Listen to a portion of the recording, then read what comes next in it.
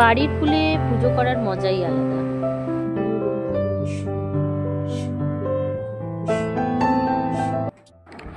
নমস্কার বন্ধুরা, good morning. কেমন আছো তোমরা? আমি মিঠু। আমার আরও একটি নতুন ব্লগে তোমাদের সবাইকে জানাই অনেক স্বাগত। তো সকাল থেকে রুটিন অনুযায়ী সংসার প্লাস ছেলে সামলে রান্না পুজোর আয়োজন। জীবনসঙ্গী পাশে থাকলে সব ফেস্টিভ্যালই আনন্দের হয়। সেটা কিভাবে, সবটাই তোমাদের সাথে শেয়ার করব। তো সঙ্গে থাকো, আশা করছি ব্লগটা তোমাদের ভালো লাগবে। তো যাই হোক, সকালবেলা এখন মর্নিং টাইম। আর সবথেকে বড় কথা কী বলো তো, তোমাদের সাথে এই ছোট ছোট খুশি আনন্দগুলো শেয়ার করতে আমার ভীষণ ভালো লাগে। তো তার জন্যই, আর যেহেতু আমার একটা ইউটিউব চ্যানেল আছে, আমি যখন চ্যানেলটা ক্রিয়েট করেছি তো প্রতিদিনের লাইফস্টাইল আমি তো এখানে শেয়ার করেই থাকি, আর করতেও কিন্তু বেশ ভালো লাগে। তো যাই হোক, সকালবেলা স্কুল টাইম, মর্নিং টাইমে মানে স্কুল অফিসের রান্না বান্না সবটাই কিন্তু চলছে, আর সবটাই আমাকে সামলাতে হবে। তো দেখো, আজকে কিন্তু আমি এখানে বানাচ্ছি বেগুন দিয়ে ইলিশ মাছের একটা রেসিপি। যদিও এই রেসিপিটার ডিটেলসে আমি তোমাদেরকে আগেই শেয়ার করে দিয়েছি, তাই সেভাবে আর কিন্তু আমি বলছি না। অবশেষে দিয়ে দিলাম আমি এখানে পোস্ত, সর্ষে আর কাঁচা লঙ্কা বাটা। তবে হ্যাঁ, এই যে ইলিশ মাছের যে রেসিপি, এই রেসিপিটা কিন্তু বানানো খুব ইজি, আর এটা আমার শাশুড়ি মায়ের থেকেই শেখা। আর এই রেসিপিটা দিয়ে কিন্তু এক থালা ভাত অনায়াসে খাওয়া হয়ে যায়। ফাইনাল লুকটা তোমরা দেখে নাও, ভীষণ সুন্দর। ডিটেলসে আমি রেসিপিটা তোমাদের সাথে শেয়ার করেছি, তোমরা আমার চ্যানেলে গিয়ে দেখে নিতে পারো।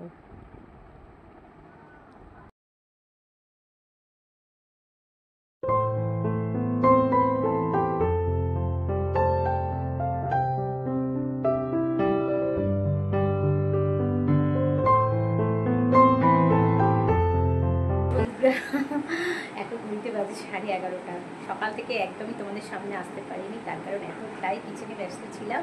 আর এখন ফাইনালি দেখো, মুখটা একটু ফ্রেশ করে ধুয়ে নিলাম, ভীষণ ব্যস্ত ছিলাম। তো 12টার সময় ছেলের স্কুলে ছুটি, তো এখন যাব আমি ছেলেকে স্কুল থেকে আনতে। তো তার জন্য একটু মুখটা ধুয়ে টুয়ে ফ্রেশ হয়ে নিলাম, এরপর রেডি হব।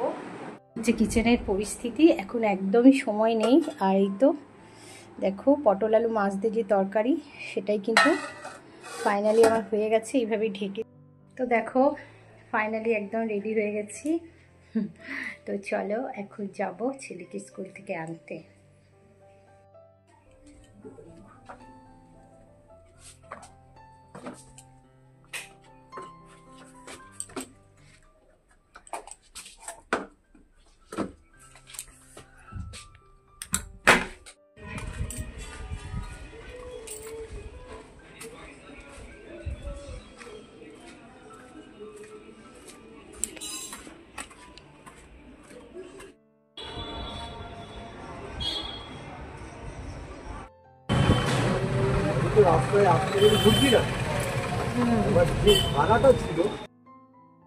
তো ফাইনালি স্কুলের সামনে চলে এসেছি। রাস্তায় প্রচণ্ড পরিমাণে ভিড়, বলার মতো না।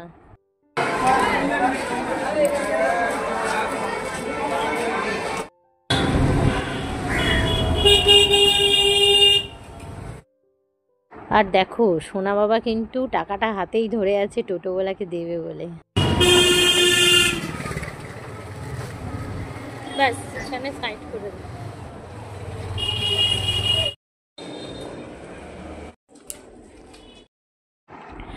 আর দেখো, আসার পর কিন্তু আমি বাগানে চলে গিয়েছিলাম, আর বাগান থেকে বেশ কিছু ফুল নিয়ে চলে এসেছি। তবে তোমাদের সাথে সেভাবে কিন্তু মানে এটা শ্যুট করে দেখাতে পারিনি। দেখো, ফুলগুলো কিন্তু ভীষণ সুন্দর।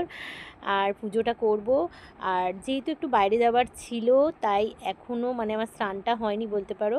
তো বুঝতেই পারছো যে সকাল থেকে সংসার প্লাস ছেলে, হাজব্যান্ড, মানে সব কিছু সামলে একটা বাড়ির হাউসওয়াইফের কাছে নিজের জন্য সময় বের করা যে কতটা ডিফিকাল্ট, সেটা যারা করে তারাই জানে। তো যাই হোক, এখন মুখের মধ্যে একটু প্যাক ট্যাক লাগিয়ে নিয়ে স্নান টান সেরে চলে এসেছি, আর এখন কিন্তু কিচেনে পুজোটাই করছি। গুরু ব্রহ্মা গুরু বিষ্ণু গুরুদেব তো দেখো, পুজো আমরা সবাই করি, কিন্তু ঠাকুর ঘরে করি। আর এই কিচেন থেকেই কিন্তু আমাদের প্রত্যেকের পজিটিভিটিটা আসে। তবে আমাদের প্রত্যেকেরই দরকার যে ব্রহ্মাকে কিন্তু অবশ্যই একটু পুজো করা, ধূপ দেখানো, যেটা আমি করি। তো বন্ধুরা, শুভ রাত্রির। এখন দেখতেই পাচ্ছ যে কতটা রাত্রির হয়েছে। তো রুটিন অনুযায়ী সংসার প্লাস ছেলে সমস্ত কিছু সামলে এখন চলে এসেছি হাজব্যান্ড ওয়াইফ দুজনে মিলে এই রান্না পুজোর যে একটা আয়োজন, তার জন্য কিন্তু সমস্ত মুদিখানা এসে গেছে। সময় একদমই পাইনি অফিস থেকে আসার পর। তো এখন খাওয়া দাওয়া সেরে আমরা একটু বসে পড়েছি এই সমস্ত জিনিসপত্র নিয়ে, যেগুলো রান্না পুজোর জন্য মানে প্রয়োজন আমাদের, তো সেগুলোই।